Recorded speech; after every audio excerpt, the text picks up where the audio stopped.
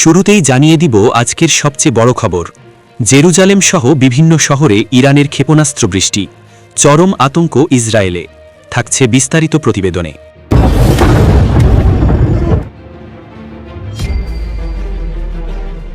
এদিকে পেন্টাগনের সতর্কবার্তা, ইরান যুদ্ধ 10 দিনের বেশি চললে ক্ষেপণাস্ত্র সংকটে পড়বে যুক্তরাষ্ট্র।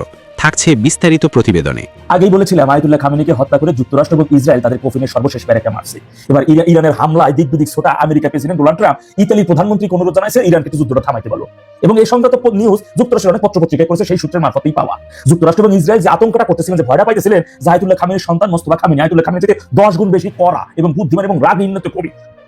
এদিকে এবার ইরান ইস্যুতে ইসরায়েলকে কঠোর হুঁশিয়ারি চীনের।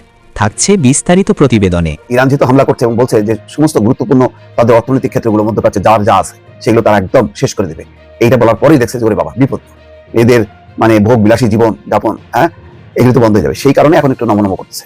এদিকে ইরানের অপারেশন ট্রু প্রমিসে দিশেহারা ট্রাম্প, যুদ্ধবিরতির নাকচ তেহরানের। ইরানের হামলায় শত শত মার্কিন সেনা নিখোঁজ, ভয়ে পালাচ্ছে আমেরিকা। এই মুহূর্তে ইসরায়েলের আকাশে ইরানের লাখ লাখ ড্রোন ও মিসাইল, ভয়ে কাঁপছে সেখানকার মানুষ। শুরু হতে পারে ভয়াবহ তৃতীয় বিশ্বযুদ্ধ। এদিকে যুদ্ধের কৌশলে পরিবর্তন, সরাসরি মার্কিন যোগাযোগ মেরুদণ্ডে আঘাত হানছে ইরান। থাকছে বিস্তারিত প্রতিবেদনে। ইরানের সবচেয়ে শক্তিশালী ও আধুনিক মিসাইলটি এখনো ব্যবহার করেনি ইরানের ইসলামিক রেভলিউশনারি গার্ড কর্পস। আইআরজিসির বরাত দিয়ে ইরান টাইমস একটি মিসাইলের শর্ট ক্লিপ শেয়ার করে এই তথ্য নিশ্চিত করে। ইরানের পুরনো মিসাইল বা ক্ষেপণাস্ত্রে যুক্তরাষ্ট্র আর ইসরায়েল যেভাবে কুপকাত হয়েছে, তাতে প্রশ্ন উঠছে ইরান এই অত্যাধুনিক ক্ষেপণাস্ত্র ব্যবহার করলে না জানি কোন ধ্বংসযজ্ঞ রূপ নেয়। গত কয়েকদিনের ইরান এবং ইসরায়েলের যুদ্ধের প্রভাব মধ্যপ্রাচ্যের দেশগুলোর মধ্যে ব্যাপকভাবে ছড়িয়ে পড়েছে। রাত নামলেই মিসাইলের আতঙ্কে বাংকারে আশ্রয় নিচ্ছে ইসরায়েলের মানুষ। প্রতিটি রাতে যেন ইরানের মিসাইলের তাণ্ডব দেখছে তেল আবিব। ইরানের সর্বোচ্চ নেতা আয়াতুল্লাহ আলী খামেনির মৃত্যুর খবর ছড়িয়ে পড়ার পরপরই কোনোভাবেই থামানো যাচ্ছে না ইরানের সাহসী যোদ্ধাদের। পারমাণবিক শক্তিধর যুক্তরাষ্ট্র ও ইসরায়েলের বিরুদ্ধে চোখে চোখ রেখে একাই লড়ে যাচ্ছে পারস্যের এই সৈনিকরা। ট্রাম্প নেতানিয়াহুকে শিক্ষা দিতে আবারও অপারেশন ট্রু প্রমিস অভিযানে নেমেছে ইরান। আর সেই অপারেশন 4 এর অংশ হিসেবেই তারা আমেরিকা ইসরায়েলে ব্যাপক মিসাইল হামলা চালিয়েছে। আর তাদের সেই নজর কেবল স্থলে আকাশপথেই নয়, বরং সাগরপথেও। কোনো সাগরপথেই যেন ইরানিদের হাত থেকে নজর এড়িয়ে রেহাই পাচ্ছে না আমেরিকা ইসরায়েল। তাদের জাহাজ দেখা মাত্রই নির্ভুল নিশানায় মিসাইল দিয়ে উড়িয়ে দিচ্ছে ইরানের ইসলামী বিপ্লবী গার্ড বাহিনী। শুধু তাই নয়, ইরানের সঙ্গে চ্যালেঞ্জ নিতে গিয়ে একের পর এক মার্কিন সেনা নিহত হচ্ছে সাগরপথে। আর সেই ধারাবাহিকতায় এবার ভারত মহাসাগরে আমেরিকার যুদ্ধজাহাজ নজরে আসা মাত্রই সফলভাবে মিসাইল হামলা চালিয়েছে ইরান। আর সেই হামলায় আগুন ধরে যায় দুটি জাহাজেই। এমনকি যুদ্ধের প্রথম 2 দিনেই 650 জন মার্কিন সেনা নিহত বা আহত হয়েছেন বলে দাবি করেছে ইরানের বিপ্লবী গার্ড বাহিনী। মধ্যপ্রাচ্য জুড়ে অবস্থিত মার্কিন ঘাঁটি ও যুদ্ধজাহাজ লক্ষ্য করে চালানো হামলায় হতাহতের এই ঘটনা ঘটেছে বলে জানিয়েছে ইরানের বিপ্লবী গার্ড বাহিনী। আমেরিকা এই হতাহতের খবর অস্বীকার করলেও ইরানের গোয়েন্দা এবং যুদ্ধক্ষেত্রের তথ্য হতাহতের এই সংখ্যার সত্যতা নিশ্চিত করেছে। এ নিয়ে আইআরজিসির মুখপাত্র ব্রিগেডিয়ার জেনারেল আলী মোহাম্মদ নাইয়েনে বলেছেন, বাহরাইনে মার্কিন নৌবাহিনীর সদর দপ্তর এবং যুদ্ধজাহাজে মিসাইল ও ড্রোন হামলার পর ইরানের উপকূল থেকে প্রায় 300 কিলোমিটার দূরের ইউএসএস আব্রাহাম লিঙ্কন রণতরী লক্ষ্য করে 4টি ক্রুজ মিসাইল নিক্ষেপ করেছে ইরানের নৌবাহিনী। আর তাতে মার্কিন বিমানবাহী রণতরীটি ভারত মহাসাগরের দক্ষিণ পূর্ব দিকে পালিয়ে গেছে বলে জানিয়েছে আইআরজিসি। এছাড়াও বাহরাইনে একটি গুরুত্বপূর্ণ মার্কিন সামরিক স্থাপনা লক্ষ্য করে চালানো এক হামলায় 160 জন মার্কিন সদস্য হতাহত হয়েছেন। এছাড়া ইরানের নৌবাহিনীর ছোড়া ক্ষেপণাস্ত্রের আঘাতে মার্কিন নৌবাহিনীর এমএসটি কমব্যাট সাপোর্ট জাহাজও মারাত্মকভাবে ক্ষতিগ্রস্ত হয়েছে বলে জানিয়েছে বিপ্লবী গার্ড বাহিনী। এছাড়া ট্রাম্পের যুদ্ধবিরতির প্রস্তাব নাকচ করে দিয়ে ইসরায়েল ও যুক্তরাষ্ট্রকে চরম মূল্য দিতে হবে বলে হুঁশিয়ারি দিয়েছে ইরান। এদিকে আজকের সবচেয়ে বড় খবর, জেরুজালেম সহ বিভিন্ন শহরে ইরানের ক্ষেপণাস্ত্র বৃষ্টি, চরম আতঙ্ক ইসরায়েলে। মধ্যপ্রাচ্যের আকাশ আবারও প্রকম্পিত। বুধবার ভোরে জেরুজালেমের আকাশে একের পর এক শক্তিশালী বিস্ফোরণের শব্দ শোনা গেছে। ইসরায়েলি সামরিক বাহিনী ইরান থেকে আগত ক্ষেপণাস্ত্রের বিষয়ে সতর্কতা জারির পরপরই এই পরিস্থিতি তৈরি হয় বলে এএফপি জানিয়েছে। সামরিক সূত্র মতে প্রথম দফার ক্ষেপণাস্ত্র হামলার প্রায় 2 ঘণ্টা পর দ্বিতীয় দফায় এই বিস্ফোরণগুলো ঘটে। হামলার আশঙ্কায় জেরুজালেম সহ ইসরায়েলের বড় শহরগুলোতে সতর্ক সংকেত বা সাইরেন বাজানো হয়। স্থানীয় বাসিন্দাদের দ্রুত নিরাপদ আশ্রয়ে যাওয়ার নির্দেশ দিয়েছে প্রতিরক্ষা বাহিনী। ইসরায়েলের শোরেশ অঞ্চলে আছড়ে পড়ছে একের পর এক প্রজেক্টাইল। আকাশপথে হামলার সতর্ক বার্তা দেওয়া সাইরেন বাজার সাথে সাথেই ওই এলাকার জনজীবনে নেমে আসে চরম আতঙ্ক। প্রাণ বাঁচাতে সাধারণ মানুষ ঘরবাড়ি ছেড়ে দ্রুত নিকটস্থ সুড়ঙ্গ বা আন্ডারগ্রাউন্ড টানেলে আশ্রয় নিতে শুরু করেছেন। গত কয়েক ঘণ্টা ধরে শোরেশ ও এর আশপাশের এলাকায় একটানা সতর্ক সংকেত বেজে চলেছে। প্রত্যক্ষদর্শীদের ভাষ্যমতে সম্ভাব্য ক্ষেপণাস্ত্র বা ড্রোন হামলার আশঙ্কায় স্থানীয় প্রশাসন থেকে সর্বোচ্চ সতর্কতা জারি করা হয়েছে। সুড়ঙ্গের ভেতর থেকে আসা বিভিন্ন ছবিতে দেখা যাচ্ছে বয়োবৃদ্ধ থেকে শুরু করে শিশু সবাই এক অনিশ্চিত পরিস্থিতির মধ্য দিয়ে সময় পার করছেন। নিরাপত্তার স্বার্থে সাধারণ মানুষকে পরবর্তী নির্দেশ না দেওয়া পর্যন্ত নিরাপদ আশ্রয়ে থাকার পরামর্শ দেওয়া হয়েছে। ইসরায়েলি ডিফেন্স ফোর্সেস IDF জানিয়েছে তাদের আকাশ প্রতিরক্ষা ব্যবস্থা সক্রিয় রয়েছে এবং ইনকামিং হুমকির মোকাবিলা করছে। তবে এই বিস্ফোরণগুলো সরাসরি ক্ষেপণাস্ত্রের আঘাতের ফলে নাকি আকাশ প্রতিরক্ষা ব্যবস্থার মাধ্যমে মাঝ আকাশে ধ্বংস করার ফলে হয়েছে সে বিষয়ে বিস্তারিত এখনও জানানো হয়নি। গত 5 দিন ধরে চলা এই সংঘাতের ফলে পুরো অঞ্চলের নিরাপত্তা ব্যবস্থা এখন চরম ঝুঁকির মুখে। এদিকে পেন্টাগনের সতর্কবার্তা, ইরান যুদ্ধ 10 দিনের বেশি চললে ক্ষেপণাস্ত্রের সংকটে পড়বে যুক্তরাষ্ট্র। ইরানের সঙ্গে চলমান সংঘাত যদি আরও 10 দিন স্থায়ী হয় তবে যুক্তরাষ্ট্রের গুরুত্বপূর্ণ ক্ষেপণাস্ত্রের মজুদ বিপজ্জনক স্তরে নেমে আসতে পারে বলে পেন্টাগন থেকে সতর্ক করা হয়েছে।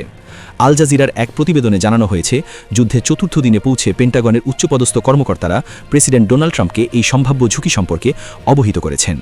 দীর্ঘমেয়াদী সংঘাতের ফলে কেবল সমরাস্ত্রের সংকটই তৈরি হবে না, বরং ফুরিয়ে যাওয়া গোলাবারুদ পুনরায় সংগ্রহ করতে যুক্তরাষ্ট্রকে বিশাল অঙ্কের ব্যয়ভার বহন করতে হবে। যদিও প্রেসিডেন্ট ট্রাম্প সামাজিক যোগাযোগ মাধ্যম ট্রুথ সোশ্যালে দাবি করেছেন যে যুক্তরাষ্ট্রের অস্ত্রভাণ্ডার বর্তমানে ইতিহাসের শ্রেষ্ঠ অবস্থানে রয়েছে এবং এই মজুদ দিয়ে চিরকাল যুদ্ধ চালানো সম্ভব। পেন্টাগনের ফাঁস হওয়া তথ্যানুযায়ী বিশেষ করে ইন্টারসেপ্টর বা ক্ষেপণাস্ত্র প্রতিরোধী ব্যবস্থার সংকট সবচেয়ে প্রকট হওয়ার আশঙ্কা রয়েছে। জয়েন্ট চিফস অফ স্টাফের চেয়ারম্যান জেনারেল ড্যান কেইন সতর্ক করেছেন যে ইসরায়েল ও ইউক্রেনকে বিপুল সামরিক সহায়তা দেওয়ার ফলে আমেরিকার নিজস্ব মজুদ ইতিমধ্যে বেশ সংকুচিত হয়ে পড়েছে। গত বছরের ইরান যুদ্ধের সময় যুক্তরাষ্ট্র তাদের 3rd ইন্টারসেপ্টরের প্রায় 25% ব্যবহার করে ফেলেছিল। বর্তমান সংঘাতে ইরান যেভাবে ড্রোনের ব্যবহার করছে তা মোকাবেলা করার জন্য যে পরিমাণ ব্যয়বহুল ইন্টারসেপ্টর প্রয়োজন তার উৎপাদন হার অত্যন্ত ধীর। মার্কিন পররাষ্ট্রমন্ত্রী মার্কো রুবিও জানিয়েছেন, ইরান মাসে প্রায় 100টি ক্ষেপণাস্ত্র তৈরি করছে, অথচ যুক্তরাষ্ট্র মাসে মাত্র 6 থেকে 7টি ইন্টারসেপ্টর তৈরি করতে সক্ষম। যুদ্ধের আর্থিক বোঝা নিয়েও উদ্বেগ বাড়ছে মার্কিন প্রশাসনের ভেতরে। সেন্টার ফর নিউ আমেরিকান সিকিউরিটির তথ্যমতে একটি এয়ারক্রাফট ক্যারিয়ার স্ট্রাইক গ্রুপ পরিচালনা করতে প্রতিদিন গড়ে $65 লাখ বা প্রায় 58 কোটি টাকা ব্যয় হয়। অভিযানের প্রথম 24 ঘণ্টাতেই যুক্তরাষ্ট্র প্রায় $77 কোটি 90 লাখ খরচ করেছে। পেন ওয়ার্টন বাজেট মডেলের পরিচালক কেন্ট স্মেটার্স পূর্বাভাস দিয়েছেন যে ট্রাম্পের ইঙ্গিত অনুযায়ী যদি এই যুদ্ধ কয়েক সপ্তাহ স্থায়ী হয় তবে যুক্তরাষ্ট্রের মোট ব্যয়ের পরিমাণ $210 বিলিয়ন গিয়ে ঠেকতে পারে। গত 1 বছরে কেবল ইসরায়েলকে সামরিক সহায়তা এবং মধ্যপ্রাচ্যের বিভিন্ন অভিযানে ওয়াশিংটন ইতিমধ্যে $30 বিলিয়ন বেশি খরচ করে ফেলেছে। বিশেষজ্ঞরা বলছেন, JDAM বা সাধারণ বোমাকে স্মার্ট বোমায় রূপান্তর করার কিট এবং নৌবাহিনী থেকে উৎক্ষেপণযোগ্য SM-3 ইন্টারসেপ্টরের মজুদও বর্তমানে নিম্নমুখী। এর মূল কারণ হিসেবে ইয়েমেনের হুথি বিদ্রোহী এবং ইরানের বিরুদ্ধে বারবার সামরিক অভিযান চালানোকে দায়ী করা হচ্ছে। পেন্টাগনের প্রতিবেদনে বলা হয়েছে, আমেরিকার এই আকাশ প্রতিরক্ষা ব্যবস্থাগুলো মূলত রাশিয়া বা চীনের মতো শক্তির সঙ্গে সংক্ষিপ্ত ও তীব্র লড়াইয়ের জন্য তৈরি করা হয়েছিল, কিন্তু ইরানের মতো দেশগুলোর পক্ষ থেকে দীর্ঘস্থায়ী ও কম খরচের রকেট বা ড্রোন হামলা সামাল দেওয়ার জন্য এই ব্যবস্থাগুলো অর্থনৈতিকভাবে বেশ ব্যয়বহুল। এই ভারসাম্যহীনতা দীর্ঘমেয়াদে যুক্তরাষ্ট্রের জাতীয় নিরাপত্তাকে ঝুঁকিতে ফেলতে পারে বলে ধারণা করা হচ্ছে। NDTV। এদিকে এবার ইরান ইস্যুতে ইসরায়েলকে কঠোর হুঁশিয়ারি চীনের। ইরানে ইসরায়েল ও যুক্তরাষ্ট্রের সামরিক হামলার বিরোধিতা এবং অবিলম্বে এই সংঘাতের অবসানের আহ্বান জানিয়েছে চীন। ইসরায়েলের পররাষ্ট্রমন্ত্রী গিডিওন সারের সঙ্গে এক ফোনালাপে ওই আহ্বান জানিয়েছেন চীনের পররাষ্ট্রমন্ত্রী ওয়াং ই। মঙ্গলবার 3 ফেব্রুয়ারি এক বিবৃতিতে এই তথ্য জানিয়েছে চীনের পররাষ্ট্র মন্ত্রণালয়। বিবৃতিতে বলা হয়েছে, টেলিফোনে আলাপকানে ইসরায়েলি পররাষ্ট্রমন্ত্রীকে ওয়াং ই বলেছেন, বল প্রয়োগ করে কখনোই সমস্যার প্রকৃত সমাধান সম্ভব নয়, বরং এটি প্রায়ই নতুন সমস্যার জন্ম দেয় এবং দীর্ঘমেয়াদী গুরুতর পরিণতি ডেকে আনে। সামরিক শক্তির আসল সার্থকতা যুদ্ধক্ষেত্রে নয়, বরং যুদ্ধ প্রতিরোধ করার মধ্যেই নিহিত। মঙ্গলবার ইরানের রাজধানী তেহরান, লেবাননের রাজধানী বৈরুত, বাহরাইনের মানামা, সংযুক্ত আরব আমিরাত, কাতার ও কুয়েতে ভয়াবহ হামলা চালিয়েছে। পুরো মধ্যপ্রাচ্য জুড়ে ইরানের হামলায় আঞ্চলিক যুদ্ধের ঝুঁকি তৈরি হয়েছে। এদিকে ইরান ইসরায়েল যুক্তরাষ্ট্রের এই হামলা পাল্টা হামলায় বিশ্বজুড়ে জ্বালানি সরবরাহ ব্যাহত হওয়ার আশঙ্কায় আন্তর্জাতিক শেয়ার বাজারে বড় ধরনের ধস নেমেছে।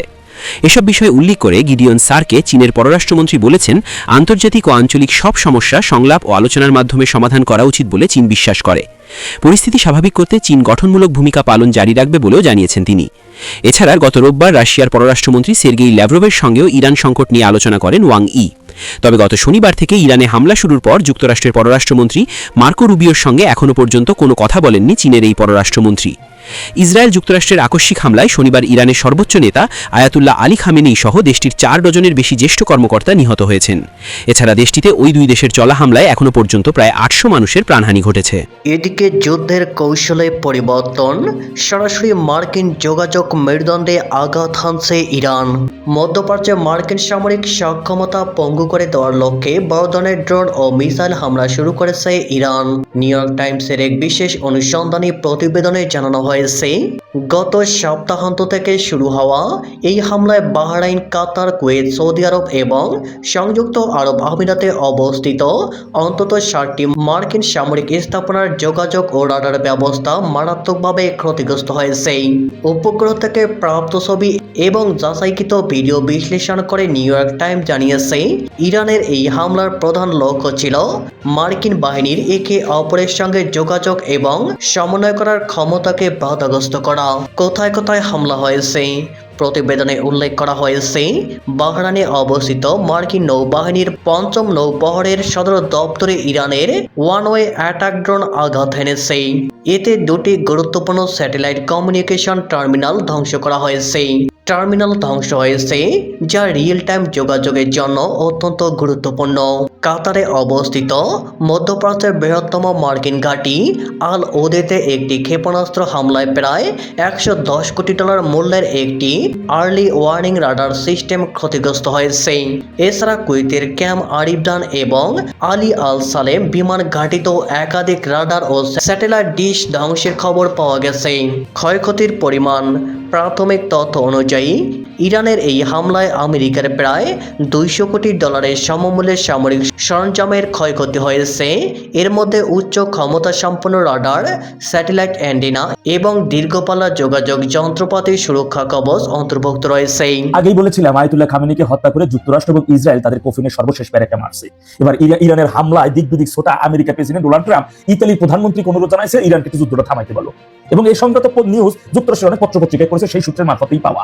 যুক্তরাষ্ট্র এবং ইসরায়েল যে আতঙ্কটা করতেছিলেন, যে ভয়টা পাইতেছিলেন, যে আয়াতুল্লাহ খামেনির সন্তান মোস্তফা খামেনি আয়াতুল্লাহ খামেনি থেকে 10 গুণ বেশি কড়া এবং বুদ্ধিমান এবং রাগ নিম্নত কবি, সে তারে আবার সেই দেশটা সর্বোচ্চ নেতা নির্বাচিত করে না ফেলায়। এই যে কিছু সময় আগে খবর আসলো যে ইরানের ইসলামী রেভলিউশনের চাপে অর্থাৎ IRGC উচ্চ পর্যায়ের সেনাবাহিনীর চাপে আয়াতুল্লাহ খামেনির সন্তান মোস্তফা খামেনিকে দেশটির সর্বোচ্চ নেতা হিসেবে নির্বাচিত করা হয়েছে।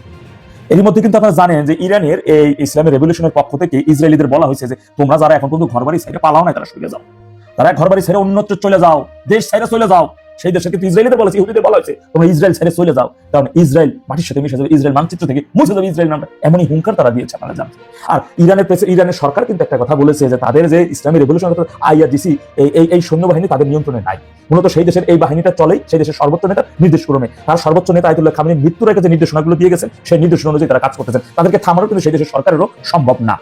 আর এখন তাদের দেশে সেই তাদের নেতা নির্বাচিত হয়েছেন আয়াতুল্লাহ খামেনির সন্তান 10 গুণ বেশি কড়া মোস্তফা খামেনি। যে ভয়টা যুক্তরাষ্ট্র ইরান পাইছে, সেই আশঙ্কাটাই সত্যি পরিণত হয়েছে। এরই মধ্যে আপনারা দেখছেন যে রাশিয়া এবং চীন ভারী অস্ত্র বোঝাই একাধিক কার্গোজাই ইরানে পৌঁছেছে। এর মধ্যে আবার উত্তর কোরিয়ার প্রেসিডেন্ট কিম জং উনের নতুন বার্তা, যাকে আমরা খ্যাপাটে প্রেসিডেন্ট হিসেবে চিনি। আসেন কিম জং উন ইরানকে সমর্থন জানিয়ে, প্রকাশ্যে সমর্থন জানিয়ে তিনি কি বলছেন।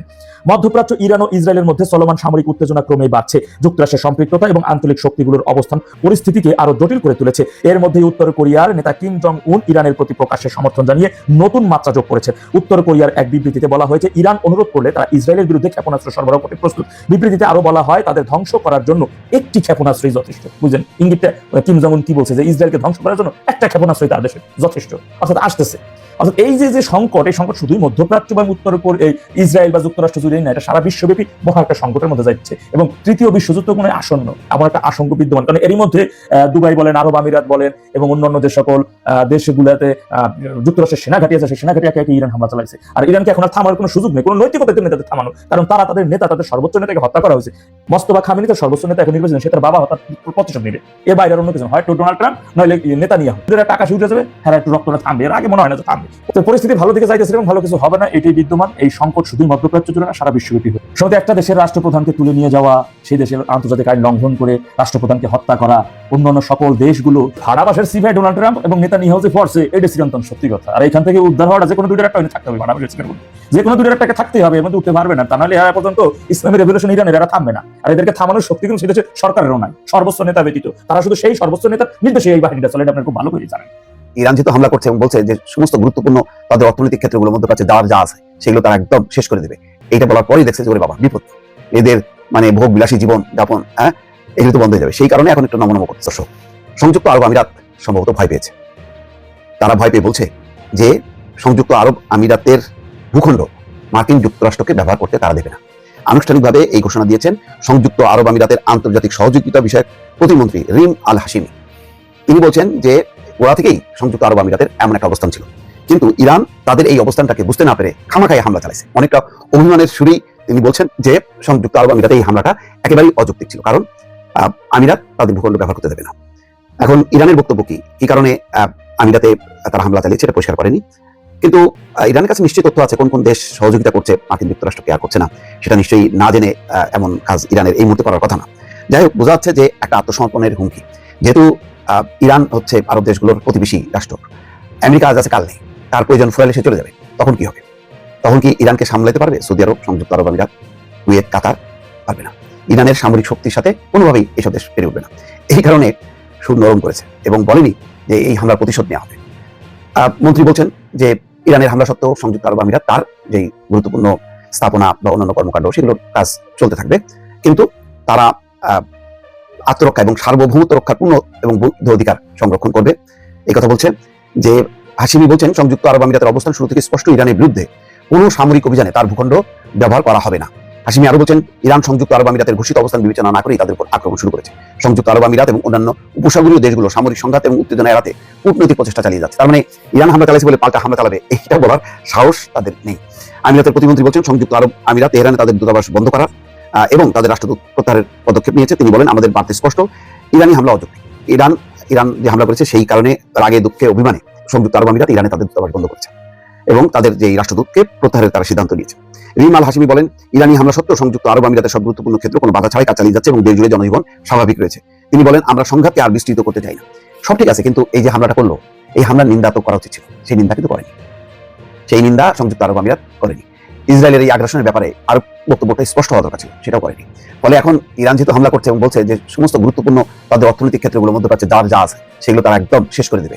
এইটা বলার পরেই দেখছে যে ওরে বাবা বিপদ, এদের মানে ভোগ বিলাসী জীবন যাপন এগুলো তো বন্ধ হয়ে যাবে। সেই কারণে এখন একটু নমনম করতেছে। আসলে সংযুক্ত আরব আমিরাত, সৌদি আরব এদের ভূমিকা খুবই ন্যাক্কারজনক। এই দেশগুলো যদি ঐক্যবদ্ধ থাকতো তাহলে ইসরায়েলের এত সাহস হতো না যে মুসলমানদের রক্ত ঝরানো, মুসলিম বিশ্বের মধ্যে ঢুকে মুসলমানদের রক্ত নিয়ে হোলি খেলা, এটা করতে পারতো না যদি আরব দেশগুলো ঐক্যবদ্ধ থাকতো।